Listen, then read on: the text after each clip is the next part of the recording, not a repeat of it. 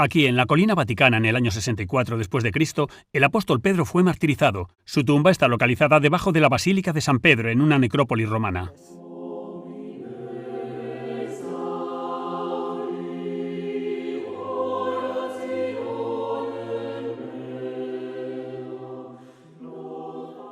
El Evangelio de San Mateo nos dice en el capítulo 16 que Jesús le dio a Simón las llaves del reino de los cielos y cambió su nombre a Pedro, que significa la piedra, y dijo: «Tú eres Pedro, y sobre esta piedra edificaré mi iglesia».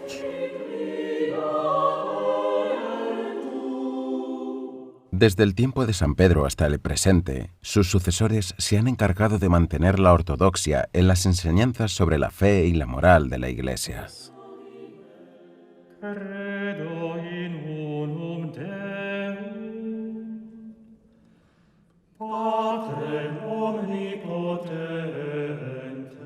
Satán siempre intentará seducir a los fieles con ideas disidentes, y en los siglos XII y XIII, una variedad de herejías habían aparecido en el norte de Italia, incluyendo a los cátaros, que creían que solo lo espiritual era bueno.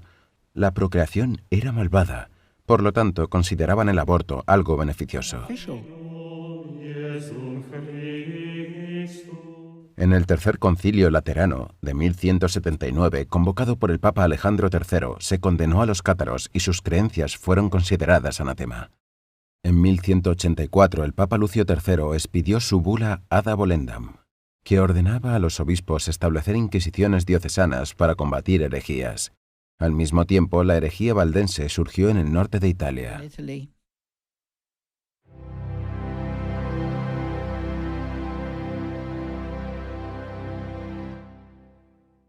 La herejía más extendida que afectó al norte de Italia fue la valdense.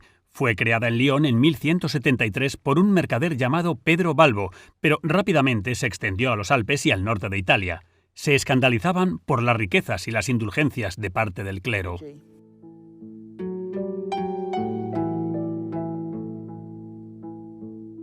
Baldo de Lyon es un rico mercader en la Francia del siglo XII, y le llaman la atención las corrientes contemporáneas de austeridad, la idea de volver a una vida apostólica. Y reacciona a la riqueza y corrupción de los obispos de su entorno. Y quiere presentar un mensaje de pobreza simple y claro, pero decide tomar las riendas y empieza a predicar él mismo. Predicaba en la pobreza, pero parece que su orgullo se interpuso en su camino hacia la perfección. Y en vez de usar su fervor en servicio de la Iglesia, empezaron a desarrollar sus propias enseñanzas. Esto hizo que entraran en conflicto con la Iglesia. Sus creencias fueron declaradas herejía en 1184 en el Sínodo de Verona y más adelante, en 1215, por el Papa Inocencio III en el Cuarto Concilio Laterano. Algunos grupos estaban impacientes porque la Iglesia alcanzase la perfección final. Así que todos queremos que la Iglesia sea perfecta, pero eso solo ocurrirá en el cielo. Entonces, si piensas que la Iglesia debe ser perfecta aquí y ahora, cada vez que veas a un cura o a un obispo que sea demasiado rico o que parezca tener demasiadas posesiones materiales, entonces dirías fácilmente: bueno, realmente no es parte de la Iglesia.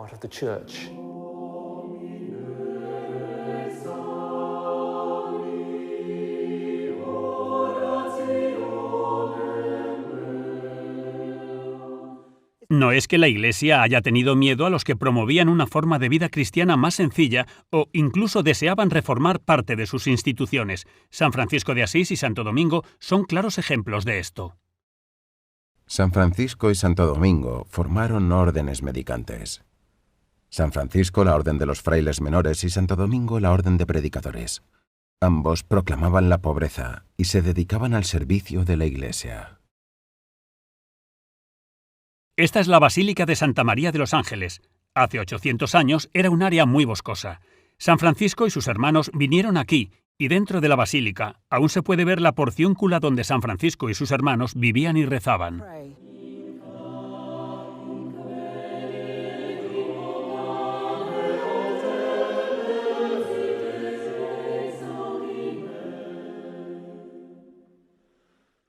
Los frailes se mantenían ortodoxos en sus creencias. Las órdenes de ambos, San Francisco y Santo Domingo, fueron aceptadas por la Iglesia.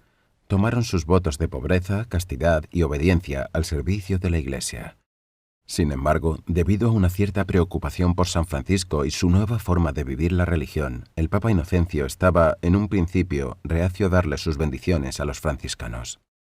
El Papa Inocencio III tiene un sueño en el que ve a Francisco como un hombre que puede salvar a la Iglesia, y los franciscanos son bienvenidos. Y es esa idea de pobreza personal lo que realmente les lleva a ser aceptados y a tener éxito. Inocencio III tiene la mente lo bastante abierta para ver que el mensaje que este señor defendía era algo que necesitamos para combatir las acusaciones de que los clérigos no son hombres suficientemente tenaces, suficientemente austeros ni suficientemente buenos. Y en Francisco, Inocencio reconoce a alguien que podría ayudar muchísimo a la causa de la Iglesia.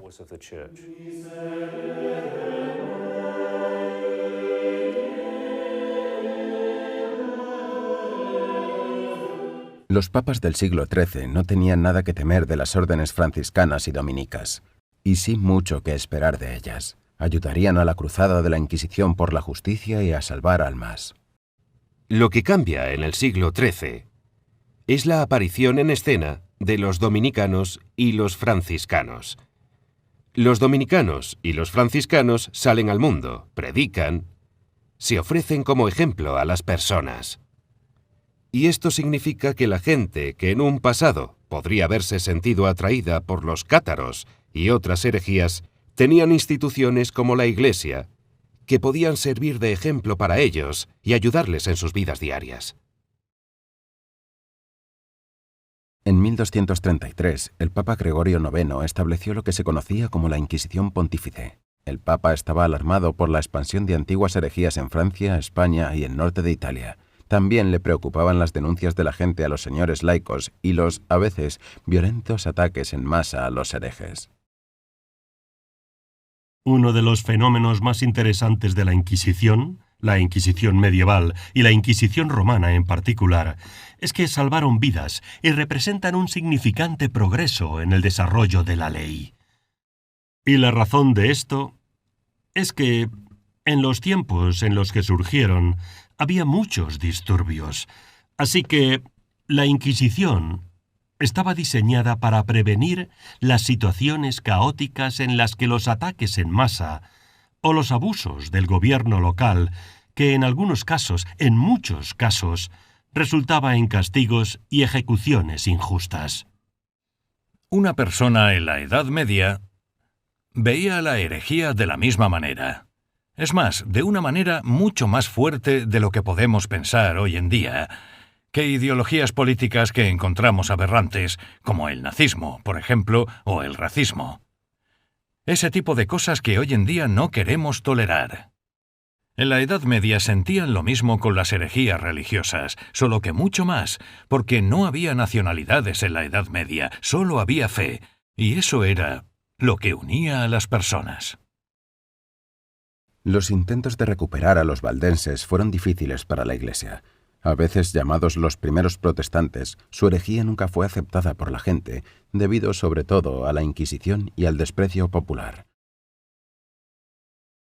La mayor parte de los inquisidores se dedicaban a salvar vidas, y las sentencias que dictaban eran mucho más indulgentes que las de la corte civil.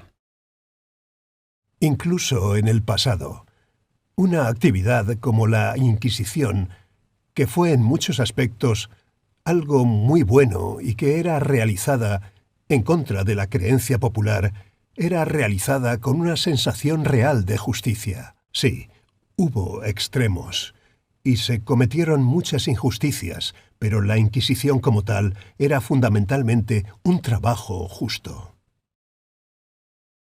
La preocupación principal de la Inquisición en la gran península itálica era combatir la expansión del protestantismo.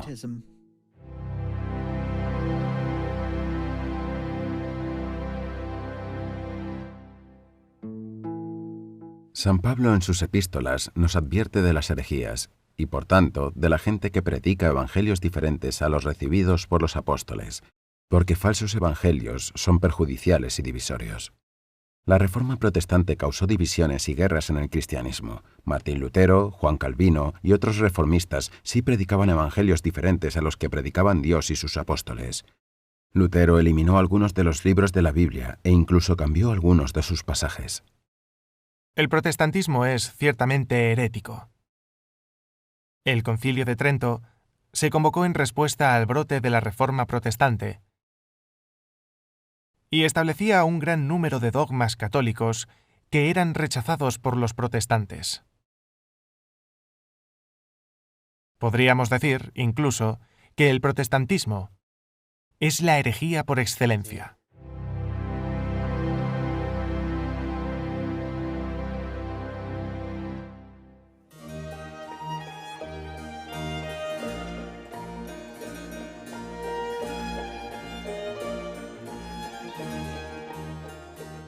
La herejía valdense es vista como una especie de primer protestantismo, y al fraile dominico Girolamo Savonarola se le conoce como el primer Martín Lutero.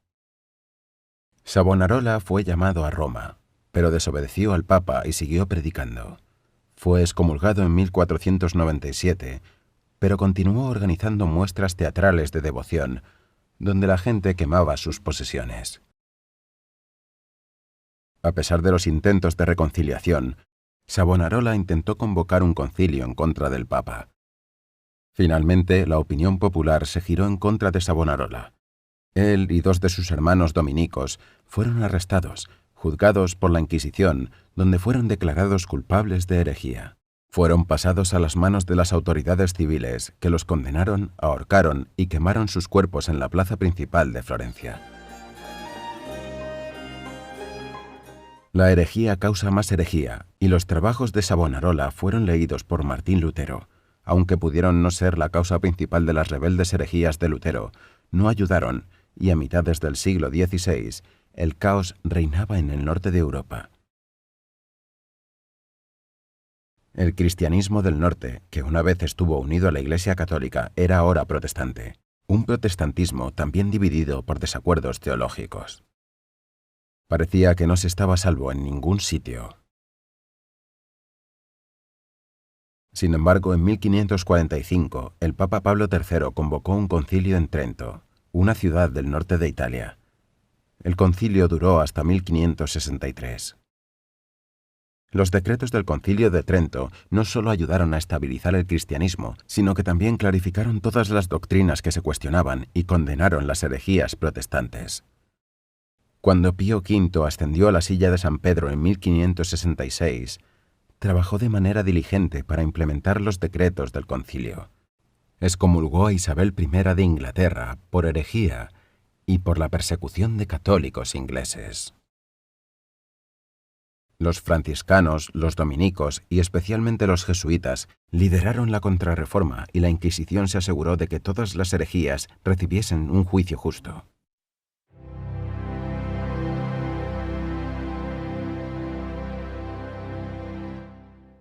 La Inquisición romana fue establecida en su totalidad en 1588 por el Papa Sixto V y era conocida como la Sagrada Congregación de la Romana y Universal Inquisición.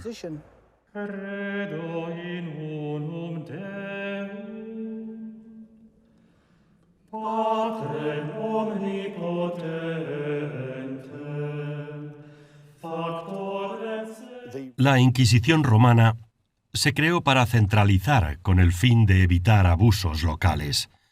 El cardenal Newman, San Juan Enrique Newman, lo describió como el tribunal más benevolente de la historia de la humanidad, y creo que tenía razón, teniendo en cuenta que sus castigos eran siempre espirituales.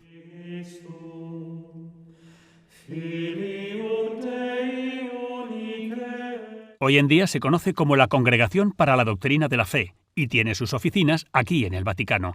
Su cometido es mantener la fe en un mundo cada vez más laico.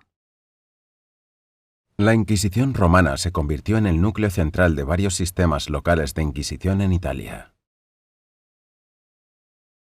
Fuera de los estados papales, las operaciones de los tribunales locales tenían que ser negociadas de forma separada con cada una de las independientes ciudades-estado y también con Malta, el enclave papal de Aviñón y la República Veneciana.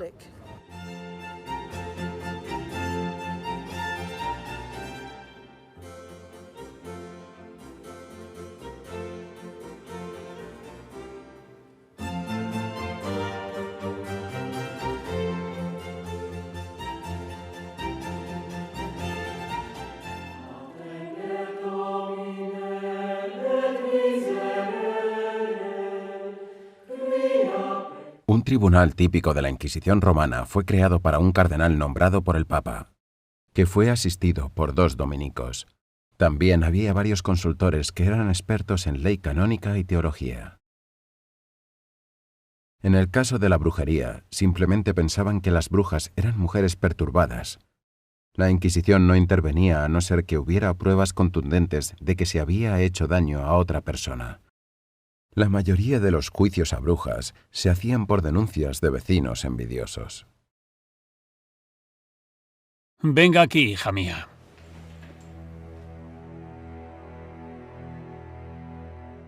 Ha confesado ser una bruja. ¿Por qué debemos creer que sea una? Tengo poderes especiales. Los tribunales estaban formados por hombres con mente jurídica. Eran licenciados en teología y derecho. Aquellos que pretendían denunciar a mujeres por volar en escobas eran tratados con escepticismo.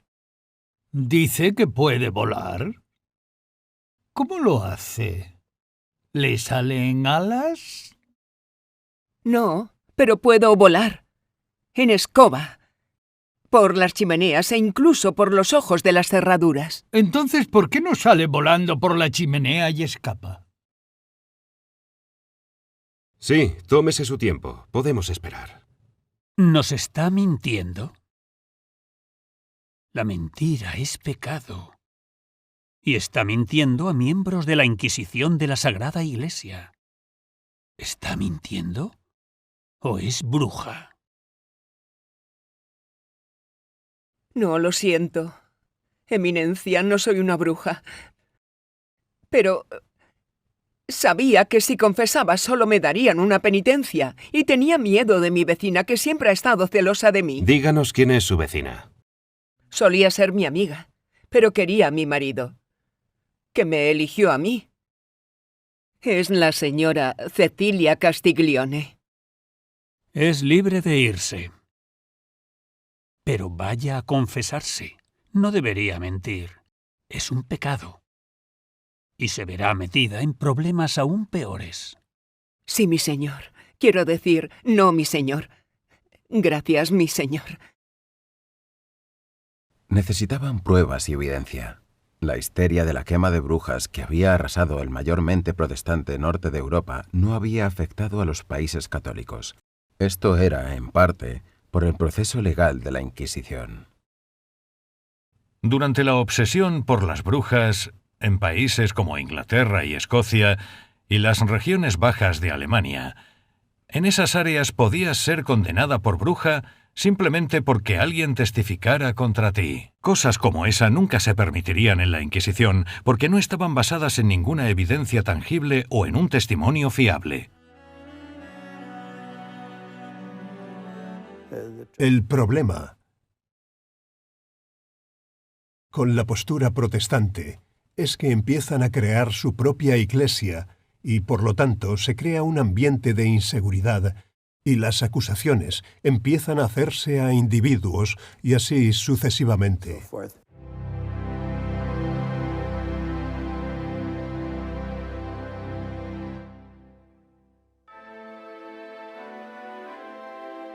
Hoy en día podría sorprenderle a mucha gente que la Iglesia siempre ha estado a la cabeza del avance científico. Es más, el fraile franciscano Roger Bacon, del siglo XIII, es considerado el fundador de la ciencia experimental. Bacon realizó para el Papa Clemente IV su Opus Maius, con ideas sobre filosofía y ciencia.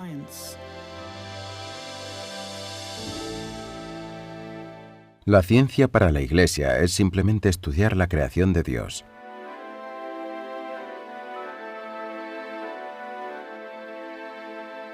Quizás uno de los episodios más incomprendidos de la Inquisición romana fue el juicio de Galileo.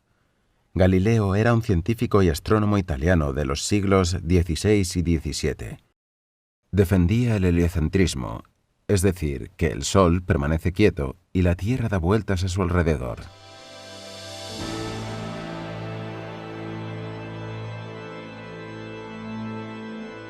Curiosamente, Galileo tenía el apoyo del Papa Urbano VIII y los jesuitas. El Papa pidió a Galileo que escribiera su teoría, y Galileo lo hizo en Diálogos sobre los dos máximos sistemas del mundo. Desafortunadamente, alejó tanto al Papa como a los jesuitas, ya que en su obra citó al Papa poniendo sus palabras en boca de un imbécil geocentrista, a quien Galileo llamó Simplicio. El Papa Urbano estaba indignado con la arrogancia de Galileo, que llegó hasta el punto de pretender instruir al Papa y a otros líderes de la Iglesia en cómo interpretar las Escrituras. Galileo. En su texto Diálogos sobre los dos máximos sistemas del mundo, eligió elevar a los científicos por encima de la Iglesia, describiendo a la Iglesia como un simplicio. No estaba describiendo a la Iglesia como simplones, sino como personas. Pero claramente pone las palabras del Santo Padre en la boca de Simplicio. ¿Cómo espera que el Papa sea generoso cuando usted no lo es?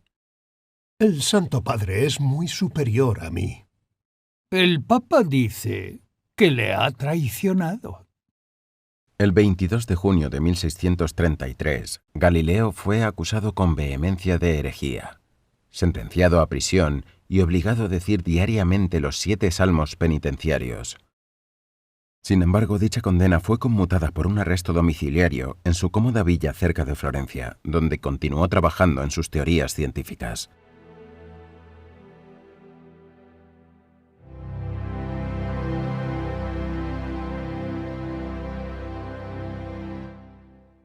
Es más, la Inquisición veneciana tenía reputación de ser todavía más benevolente que otras inquisiciones. En gran parte esto era porque Venecia era una ciudad muy cosmopolita, con mercaderes que venían de todo el Mediterráneo, incluyendo musulmanes y judíos que vivían allí. Venecia siempre ha sido el punto de encuentro de Oriente y Occidente. Conocida como la Serenísima por su belleza como la ciudad del mar, desarrolló rutas de comercio por el Mediterráneo y más allá, y era un puerto principal para los peregrinos que iban a Tierra Santa.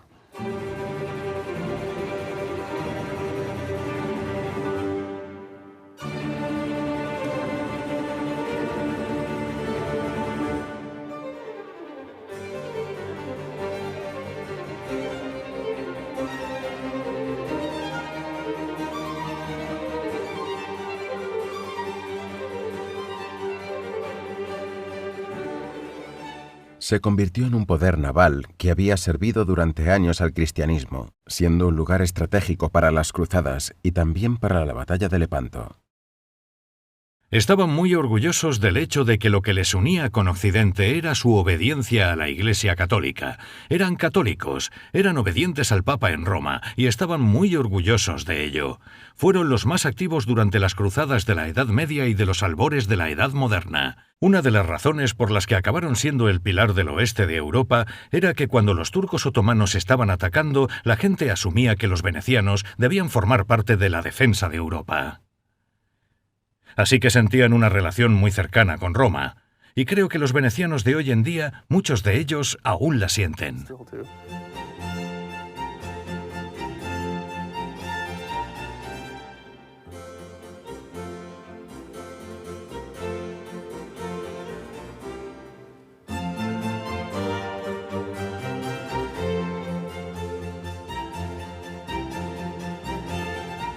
En el siglo XVI, Venecia estaba en la cúspide de una edad de oro cultural. Anteriormente, en este mismo siglo, el gran artista alemán, Alberto Durero, dijo sobre Venecia: «Aquí soy un caballero, en casa soy un parásito». Mientras obras de arte religiosas de valor incalculable estaban siendo destruidas a cientos en la Inglaterra reformista, en Venecia artistas como Tiziano, Veronese o Tintoretto estaban realizando unas de las mejores obras de arte religiosas nunca antes creadas. El amor a las artes y a los artistas de los venecianos se reflejaba en su arquitectura, pero Venecia no es solo una cara bonita, también tenía un formidable poder gracias al mar y una diversa mezcla de culturas y fe debido al comercio y el imperio. El arte y la literatura prosperaban en Venecia, que era por un lado muy cosmopolita y al mismo tiempo muy católica. Cuando supuestas brujas estaban siendo objeto de las más horrendas persecuciones en la Europa protestante, y miles de inocentes eran acusados, con muchas brujas siendo quemadas vivas, Los venecianos buscaban eliminar la brujería, y no matar a las brujas, sino convertirlas. En Venecia, después de un juicio de la Inquisición, el castigo más severo para una bruja veneciana eran unos latigazos. Sin embargo, ¿acaso existe el fenómeno de la brujería? Tienes en el Antiguo Testamento Saúl y la adivina de Endor, que te muestra que en tiempos antiguos había supersticiones de supuestas brujas. En el Nuevo Testamento se menciona a demonios, es decir, la personalización de los poderes del mal. Y el mal es, desafortunadamente, una realidad en este mundo. Venecia e Italia, en su totalidad, escaparon de la locura de las brujas que engulló a tanta parte de la Europa moderna, y también a partes del Nuevo Mundo. El juicio de las brujas de Salem, en América, es un ejemplo de esta persecución de muchas víctimas inocentes. En Venecia e Italia, en general, los juicios de la Inquisición fueron un factor calmante. La Inquisición romana no buscaba eliminar al individuo, sino fomentar su conversión.